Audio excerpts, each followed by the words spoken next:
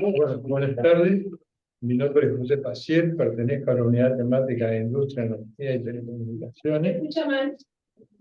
Y pertenezco, junto con el compañero, a la Unidad Temática de Industria, Energía y Telecomunicaciones de la Comisión del Programa del Frente Amplio. En estas unidades temáticas hemos trabajado técnicos, trabajadores, y estamos divididos en distintas actividades, dada la cantidad de actividades que tiene la industria. Podríamos definirla con más de 200 actividades. Ha sido absolutamente oportuno lo de la unidad de infancia y adolescencia, porque el fundamento de nuestra existencia está justamente ser los responsables de crear un programa generador de los recursos que necesita la sociedad.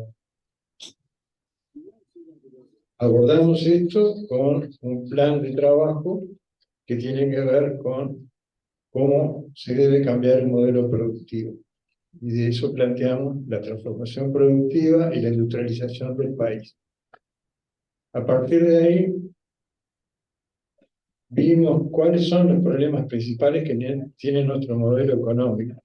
Esta es una economía especializada que se dedica a la venta de exportables especializados en agroproducción ganadera y agrícola. Eso hace que el resto de los productos que necesita el país se tengan que importar. Los valores que genera por impuestos, impuesto a la renta, ingresos de capitales, la exportación, que en el año pasado fueron 11.000 millones de dólares del sector agro, no son suficientes para hacer funcionar a la sociedad. Entonces, hemos pensado que la forma es desarrollar la producción nacional e industrializar las materias primas nacionales. En ese sentido, no hemos encontrado demasiados caminos que nos permitan generar los productos y los resultados industriales suficientes como para generar un mayor valor y generar independencia y soberanía en nuestra economía y demás. Por eso hicimos un análisis de situación y decidimos crear una conjunción de empresas industriales públicas, que son 4, UTE, OCE, ANCAP y ANTEL, en las cuales nos centráramos en alguna producción e industrialización que nos permitiera generar los valores suficientes como para empezar a generar riqueza nacional, que se pueda distribuir, entre otras, con estos elementos necesarios que son la infancia, la adolescencia, la salud, la vivienda, la educación.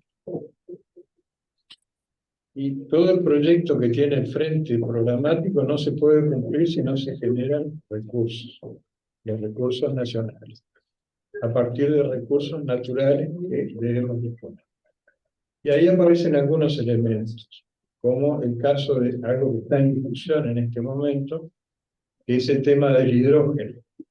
Todo el mundo habla del hidrógeno, hay muchos micrófonos con el hidrógeno y exposiciones tecnocráticas sobre el tema, cosa que nosotros no lo tratamos en ese sentido, porque conocemos desde el punto de vista de la ingeniería bien el tema, no es un tema que esté desarrollado a nivel internacional como industria, tiene demasiadas interrogantes e incógnitas todavía a resolver en los procesos industriales y a su vez en todo el sistema distributivo de esa energía y el cambio de los elementos que utilizan esa energía. Por ejemplo, en el caso de Uruguay hay más de 1,5 millones de automóviles, más de 30.000 camiones, también hay 5.000 ómnibus, y todo eso no lo podemos cambiar, significaría prácticamente la mitad del PBI del país cambiarlo en 10 años,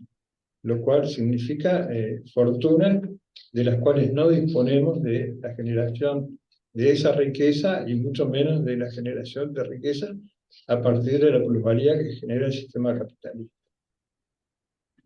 Y lo que tomamos como modelo fue, a partir de esas 4 empresas estatales, industrializar Antel, porque este gobierno la ha destruido prácticamente, la está privatizando por todos lados, porque no nos dieron los tiempos de hacer un desarrollo tecnológico que protegiera lo que ya habíamos desarrollado, que era la fibra óptica, pero sí en el caso de UTE pudimos hacer algo que fue, a partir del gobierno de enfrente, tener la primera política estratégica sobre energía.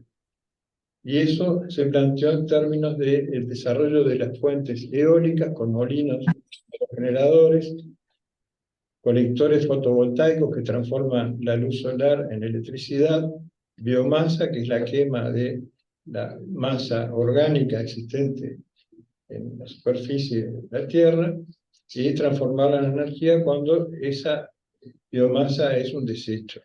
Es lo que pasa con las empresas forestales. Se quema el acerrín, los restos del proceso forestal.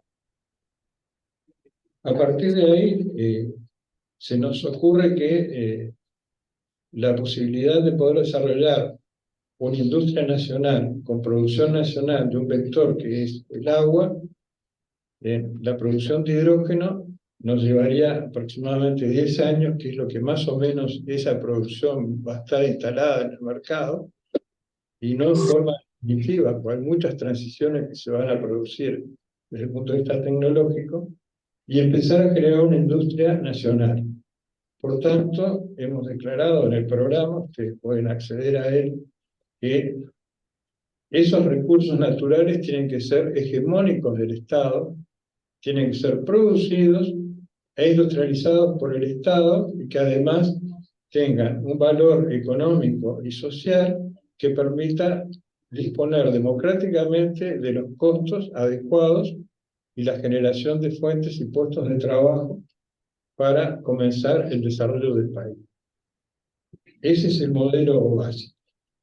Sobre aspectos que tienen que ver con lo financiero, que no tenemos recursos, se necesita mucha plata para hacer eso, y se necesita también el desarrollo de conocimiento a partir de la Universidad de la República, de la UTEC y de la UTU.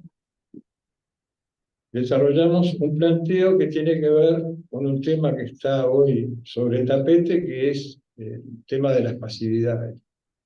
Y en ese sentido planteamos generar aportes a voluntad, es decir, por decisión propia de cada trabajador, en una FAP estatal que sea para un ahorro e inversión en el sector industrial del Estado, que en este caso la primera medida industrial sería la producción nacional de energía. No solamente de la fuente de hidrógeno, de cualquiera de las fuentes nacionales que empleen recursos nacionales.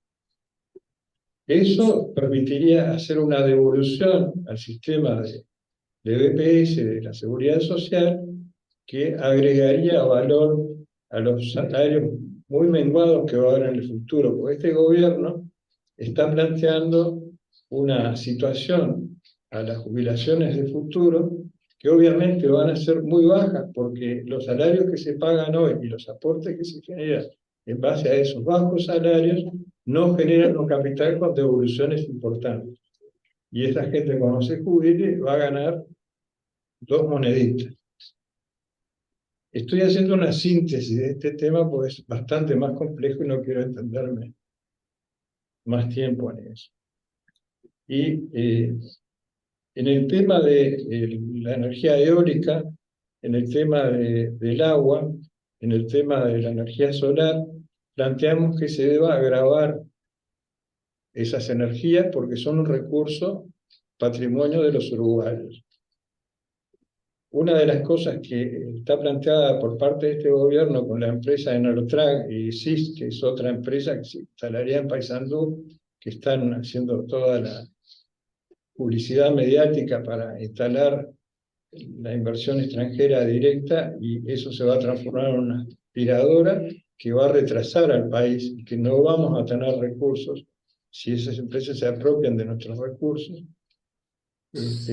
Creemos que hay que salirle al paso, hay que hacer una gran patriada de soberanía y no permitir que se apropien de nuestros recursos, porque hay una situación planteada en la cabeza de la gente que es que quién va a invertir. Siempre aparece un capital extranjero que es excedentario, porque venden drogas, venden armas, y no nos permite tener independencia.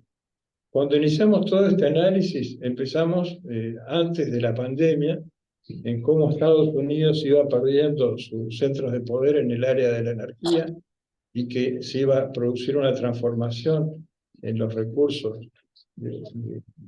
fósiles hacia otras fuentes de energía, que son varias, y luego estudiamos el tema de las consecuencias de la pandemia, el desarrollo de China como una economía industrial muy avanzada que le da de comer a todo su pueblo y que tiene un gran impacto hoy y competencia contra el imperio norteamericano, y el desarrollo de la tecnología en el caso de la electrónica con los microprocesadores, que es una tecnología de altísima dominación, porque tiene sus fuentes de producción de la tecnología que produce esa tecnología en un país que lo tiene concentrado, que es Holanda, y trabaja con el sector capitalista norteamericano. China está tratando, junto con Rusia, de generar tecnologías, pero es una carrera difícil de ganar por la cantidad de capital que tiene Estados Unidos en conjunción con Europa. El otro punto que ha incidido sobre eso ha sido la gran división económica y política que se ha dado en el mundo con el tema de la guerra de Estados Unidos desarrollada en Europa, en Ucrania. Y creemos que eso impacta profundamente en todas las economías mundiales. Europa no tiene materias primas. Evidentemente intenta, como el caso de Enertrac, que es la empresa alemana de tambores que quiere instalar la producción de hidrógeno. Enertrac en alemán quiere decir eficiencia energética. Quieren llevarse el hidrógeno. Pero eso no es tan sencillo, ni tampoco es tan sencillo producirlo. Lo que es importante es tener la autonomía de poder desarrollar esa fuente. Más o menos ese es el panorama general que nos planteamos para generar los recursos que puedan cubrir las necesidades de toda la infraestructura necesaria que tiene el país para desarrollarse. En el caso de la infancia, la adolescencia, los derechos, la educación, y vemos que en eso estamos muy atrasados porque Uruguay es un país absolutamente desindustrializado. Creemos que una apuesta importante es comenzar a desarrollar a través de la universidad, del UTEC, del AUTO y de las industrias nacionales nuestra independencia. Y creemos que eso es posible. Esto es un poco la respuesta a por qué hablamos de la industrialización del país y tenemos proyectos concretos, no solamente en el sector de la energía, sino en el sector público, que sea un elemento de referencia. Bueno, un poco eso, y Nicolás, que está más especializado en el área de telecomunicaciones, hemos trabajado en profundidad desde hace muchos años, porque en lo personal he estado asesorando al sindicato SUTEL en forma honoraria además, y tuvimos la conjunción de que cuando él estaba en Antel trabajáramos juntos durante más de 4 años. Y bueno, eso se ha convertido más que un vínculo personal y humano muy valioso en la posibilidad de crear recursos como para generar un proceso de liberación, que creemos que todo el frente está en esa órbita.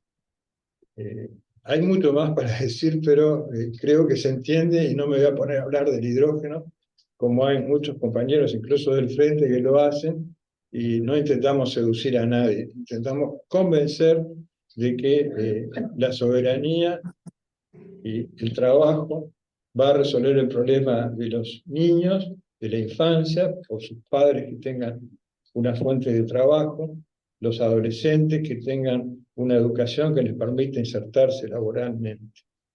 Creemos que ese es un poco el camino. Ahora le paso a Nico. Y después las preguntas que quieran sobre eso.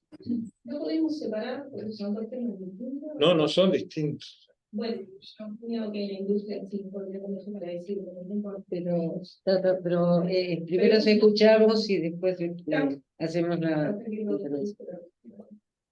Bueno, muchas gracias. Ya son 15 años de trabajar juntos, Tito. Tito ya era veterano en esa época, ¿no? Ahora tengo 15. Pero bueno. Bueno, en primer lugar, expresar la alegría, el agradecimiento porque nos reciban en su casa, que bueno, en la casa de todos nosotros, los pentaplistas, y con esa cosa que tanto nos gusta que es charlar, ¿no? Vamos a estar desarrollando algunas pocas ideas, pero fundamentalmente tomando nota de las preocupaciones, los aportes que ustedes vayan haciendo, para seguir pensando y repensando estas cuestiones que obviamente nos apasionan y nos comprometen como pentaplistas. Un poco lo bueno de ser el último en charlar es que uno puede tomar cosas que ya dijeron incluso también los compañeros de infancia y adolescencia, que son los puntos de partida de la elaboración de la propuesta programática. En primer lugar, la perspectiva de derechos, estuvo muy bien subrayada.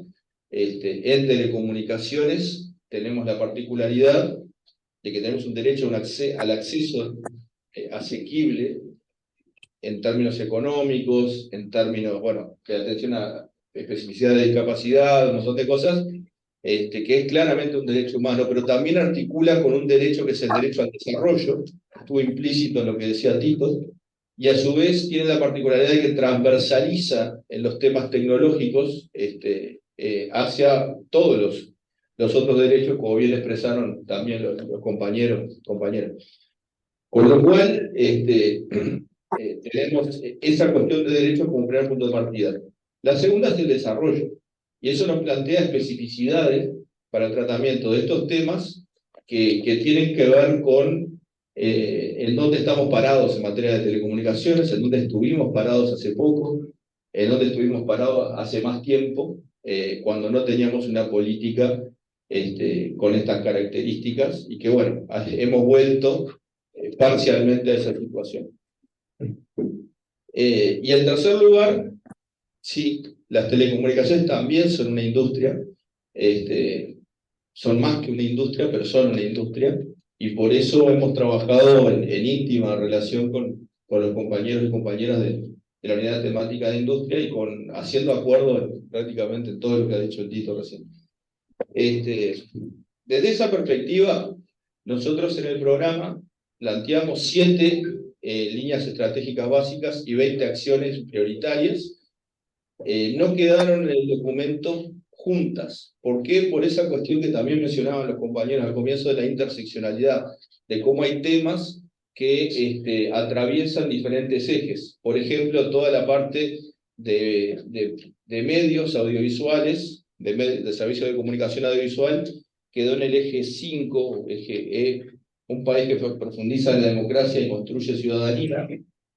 A su vez también los temas de gobierno electrónico y de incorporación de tecnología a la administración quedaron en ese eje, en la línea 35, y una parte que tiene que ver con algo que subrayaba Tito recién, que es la industrialización con eje en Antel, concretamente en este sector, quedó en el último eje, el de un país soberano en una nueva situación mundial. Desde esa perspectiva, vamos a expresar estas 7 líneas y después, en función de las intervenciones de ustedes, podemos ir a los planes de acción concretos en la que más les interese. La primera tiene que ver con formular una política de telecomunicaciones con acento en la soberanía, la diversificación productiva nacional, la industrialización y la incorporación de tecnología en todos los sectores del entramado productivo y la profundización de la articulación con la academia, incluyendo al sector terciario no universitario. Bueno, ahí un poco es el puente, ¿no? Es que la política de telecomunicaciones no tiene que ser neutra y no tiene que ser neutral. No podemos adoptar los estándares de la Unión Europea o los modelos de la Unión Internacional de las Telecomunicaciones porque tenemos especificidades propias, necesidades propias, y que entroncan con todo lo que dijo Tito recién, con esa necesidad de industrializar el país, de generar empleo, de generar valor agregado sobre la producción, y que tienen telecomunicaciones un teatro particularmente especial. La cuestión de soberanía, que no es solo lo vinculado a la ciberseguridad, a la protección de los activos críticos, sino también, como lo dice el decreto de defensa nacional elaborado en el año 2015 por nuestros gobiernos, esa cuestión de que un país desarrollado industrialmente es un país más soberano, es un país más fácil de defender que uno que está precario. También están los temas de infancia en ese decreto, de niñez, etcétera, de ataque a la pobreza, un montón de cosas que se han mencionado. En segundo lugar, planificar el despliegue de las redes de quinta y sexta generación móvil y nuevas tecnologías de telecomunicaciones, incluyendo la terminación del plan de fibra óptica al hogar, articulando con la Estrategia General de Desarrollo Industrial del país. Acá tenemos, bueno, cuando escribimos esto, Antel todavía no había lanzado el 5G, lo lanzó ahora, es muy triste la historia porque esperó a que Movistar lo lanzara y claro, estuviera a punto de lanzarlo para lanzar el plan comercial. Esto es una cosa que a nosotros que hemos actuado en este sector nos resulta desgarradora, ¿no? Y no poder hacer nada o hacer muy poco, más allá del esfuerzo que hace el compañero Daniel La Rosa, que está representándonos en el directorio de Antel. Bueno, en esto, obviamente, ustedes dirán, está, 5G ya está. No, no está. En realidad hay dos modalidades. La modalidad standalone, SA, en la jerga, es la que permite las aplicaciones de quinta generación más pertinentes en materia de automatización, en materia industrial, robotización, vehículos no autónomos, en general las aplicaciones más complejas de Internet de las cosas. Bueno, todo eso requiere del estándar de quinta generación. Antel puede realizar esta inversión. Nosotros tenemos calculado que el conjunto de cosas que hay que tener para tener el 5G de primera, que era donde estábamos parados en el 2019, son entre 50 y 60 millones de dólares, que el plan de inversiones de Antel permite una inversión de ese tipo. A su vez, esta línea estratégica depende mucho de lo que haga el gobierno actual de acá al final. Prometieron que iba a estar concluido el plan de fibra óptica al hogar, que estaba previsto que terminara en 2022. Por supuesto, esto no tiene nada que ver con la pandemia, con nada, ¿no? O sea, esto es simplemente ralentización de este gobierno. Dicen que lo van a tener pronto en 2024, pero si no es así, obviamente hay que completar el plan de fibra óptica al hogar, más allá de que estamos arriba del 90% de cobertura. En cualquier proyecto industrial de este tipo, sabemos que ese último 10% requiere más que del 10% del esfuerzo, ¿no?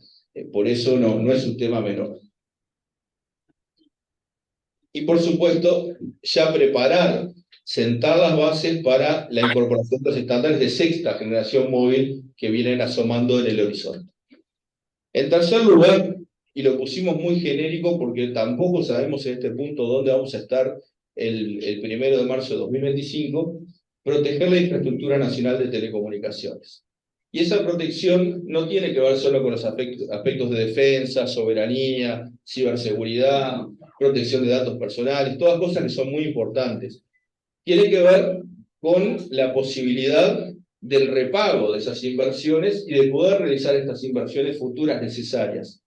Para eso, a nuestro entender, es fundamental que Antel siga siendo el principal proveedor de tecnologías móviles, de telecomunicaciones, y era fundamental de que mantuviera el monopolio en las telecomunicaciones fijas por vías artificiales. Lamentablemente, este gobierno ya ha otorgado algunas licencias a los operadores de Montevideo, a algunos operadores del interior. Es altamente probable que en el horizonte cercano esté la licencia a los operadores de televisión para abonados de esta zona. Digo, todavía no ha sido aprobado, hasta, por lo menos hasta la noticia que uno tiene. Obviamente, en este tema está el catecismo de la libre competencia, ¿no? Bueno, si hay más proveedores, mi servicio va a ser mejor. Bueno, te aviso que tuviste el mejor servicio del mundo, certificado por la Unión Internacional de Telecomunicaciones en un momento, por un operador monopólico. Te aviso que ganaste el premio al Internet más barato del mundo. Te aviso que fuiste el primer país en desplegar fibra en Latinoamérica y el único que lo ha hecho con un horizonte de todos los hogares urbanos. Te puedo avisar un montón de cosas más en este aspecto, ¿no? La realidad, la ciencia ha demostrado que la competencia no brinda en telecomunicaciones, o mejor dicho, en acceso a redes, para que quede claro, porque los medios es otra cosa. Ahí sí la competencia tiene un rol enorme para jugar, y lo vamos a ver en otro de los ejes, pero ha demostrado la evidencia científica que los países que liberalizaron y privatizaron a mansalva andan suplicándole a las compañías para que lleguen a los barrios más alejados y a las ciudades, pueblos, ni hablemos, ¿no? Para los pueblos tienen servicios comunitarios, están buscándole la vuelta para que llegue Internet, ¿no? O sea, están en el paleolítico de este tema. Y los países que tuvieron fuertes planes centrales con protagonismo estatal fueron los primeros en desarrollar. Incluso países como Australia, que desarrolló una estrategia, después cambió el gobierno, vino el gobierno conservador y la arruinó.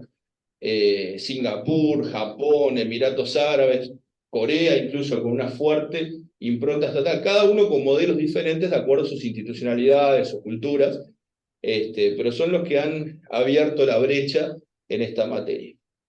Esa protección tiene dos terrenos fundamentales, el jurídico y el comercial. Ahí hay que establecer estrategias inteligentes para que suceda lo que ha sucedido hasta ahora, que esos autorizados mediante licencias a desplegar, hasta donde yo sé, no han desplegado y no han lanzado productos comerciales. No van a ir a las zonas más alejadas, a los barrios más alejados de Montevideo, a los pueblos con menor densidad de población en el interior. Van a ir, como cualquier hombre o mujer de negocio, a Pocitos, a Punta Carretas, al centro de la ciudad de Montevideo, a Punta del Este, quizás a Colonia, Maldonado, quizás acá después, ¿no? Pero esa priorización, esa disputa por los ingresos, por los mercados más concentrados demográficamente y con más posibilidades económicas, perjudica el subsidio cruzado. Es decir, quienes vivimos en zonas más densamente pobladas, pagamos un Internet un poquito más caro, de modo de que quienes no tendrían, por las leyes del mercado, acceso a alguno a Internet, puedan tener la misma calidad o muy similar a la que tenemos nosotros y al mismo precio. Esa es la lógica del servicio público y es una lógica de universalización de derechos, que no es la lógica del mercado, obviamente. No le podemos pedir al mercado que sea lo que no es. Por eso esto no es una cuestión de competencia entre el retail y los privados, sino que es una cuestión de opción entre un modelo centrado en los derechos y en el desarrollo y otro centrado en el lucro, ¿no? Que es válido, pero no efectiviza derechos.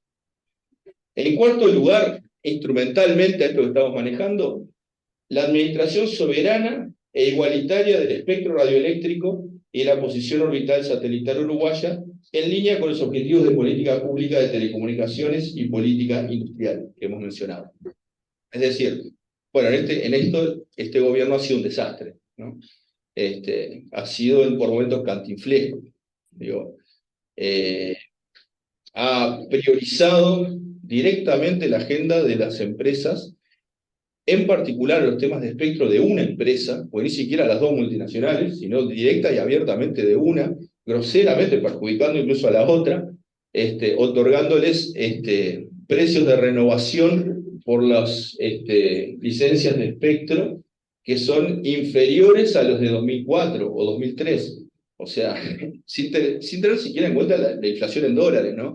Ni les digo las posibilidades económicas que brinda la asignación de espectro hoy comparada con un tiempo en que el espectro se asignaba solo para hablar por teléfono. O sea, una cuestión absolutamente indefendible y que implica la entrega de un bien que es del dominio público, es de todas y todos. Es como el agua, es muy difícil entender que el aire es de todas y todos. Mucho más difícil es entender que una propiedad del aire, como es el espectro radioeléctrico, la posibilidad de que mediante ondas radioeléctricas llegue un mensaje de un aparato, un receptor, sea de todos y todas. Pero el aire es de todos y todas. Y el espectro es de todos y todas, del mismo modo que el agua, del mismo modo que el subsuelo, del mismo modo que a nadie se le ocurriría pensar que cuando pasa un avión por encima de mi casa le puedo cobrar peaje porque el aire es mío. No, el aire es de todos, todas.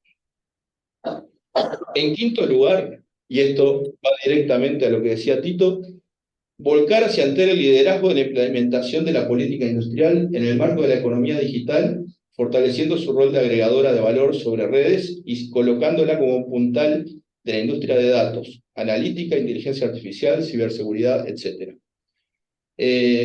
La UNTAD, que es la Oficina de Naciones Unidas para el Comercio, las Inversiones y el Desarrollo, ha identificado como la materia prima más importante de la economía del presente y del futuro a los datos.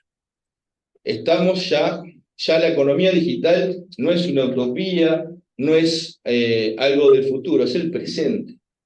Cada vez que descargamos una aplicación, aceptamos que nuestros datos sean utilizados de determinada manera. Y ese es el valor económico, por eso las aplicaciones son gratis, porque el precio que pagamos es la entrega de nuestros datos. Y la entrega de los datos se pueden ver como una cuestión individual, desde la perspectiva de la privacidad, de la perspectiva de la protección de datos personales, que es algo muy importante, pero también se pueden ver en función de los fenómenos de Big Data, de grandes cantidades de datos, como una materia prima de trabajo. ¿Sí? Una industria que por definición es una industria limpia. Bueno, está bien, está la energía eléctrica para hacer andar los servidores, pero en definitiva no hay contaminantes en esa cuestión. Sí hay desafíos éticos fundamentales, sí hay desafíos en materia de ciberseguridad.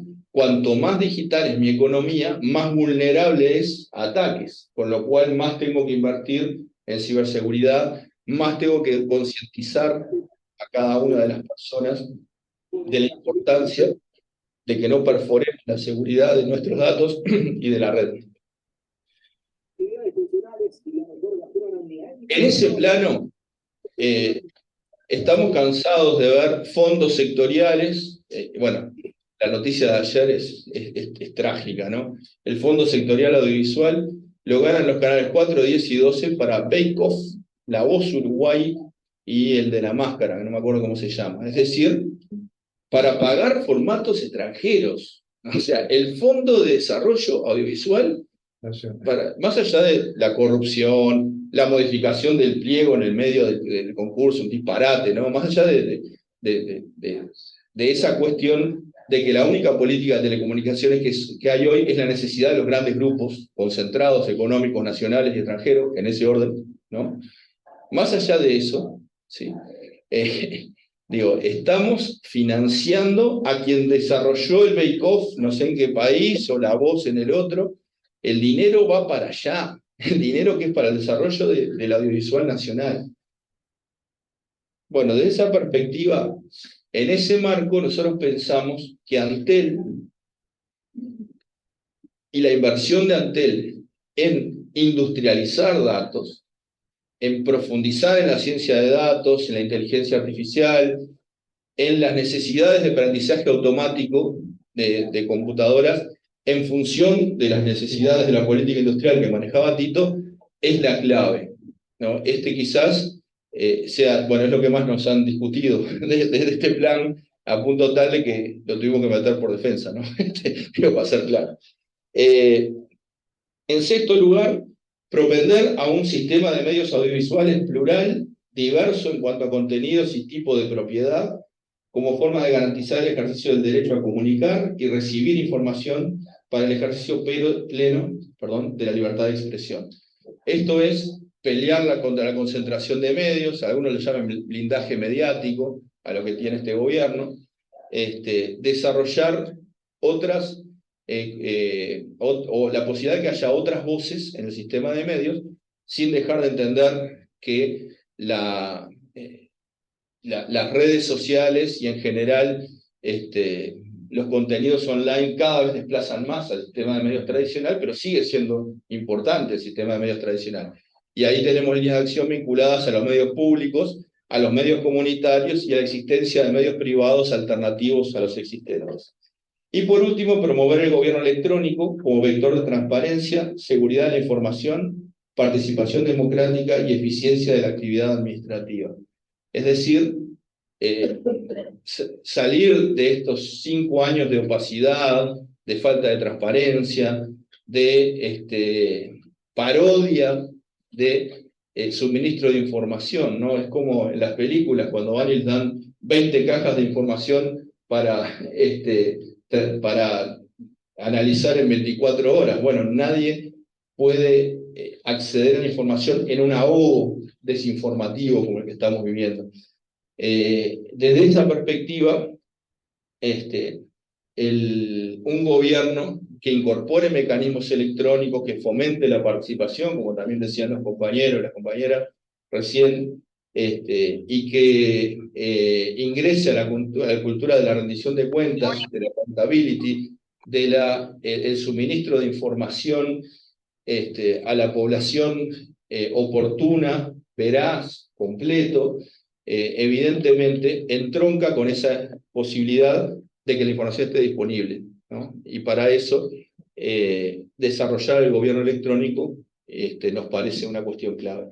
En definitiva, estamos en un momento crítico de la política de telecomunicaciones, cobrando al grito, digo, a veces en forma hasta ridícula, como esta que acabamos de señalar, y lo que proponemos es más democracia, más trabajo uruguayo, más generación de identidad, más reconocimiento de las realidades locales, comunitarias, y en definitiva, más derechos y mejor nivel de vida de nuestra gente, utilizando las telecomunicaciones como una plataforma y como un medio para ese fin. Así que bueno, ahora charlamos. Perdón. No solo una aclaración interna. Dale. ¿Qué dijiste? Bake-off, ¿qué es eso? ¿Fue eso? Un programa de los bizcochos. De los bizcochos. Sí, Es un programa de Canal 4. claro. No, pero capaz que lo puedo aclarar. Digo, en los gobiernos del FA se creó un fondo concursable periódico, creo que es anual, que fomenta la producción audiovisual local, entendiendo esto como un mecanismo de libertad de expresión en sentido afirmativo y de fomento de una industria nacional, ¿sí?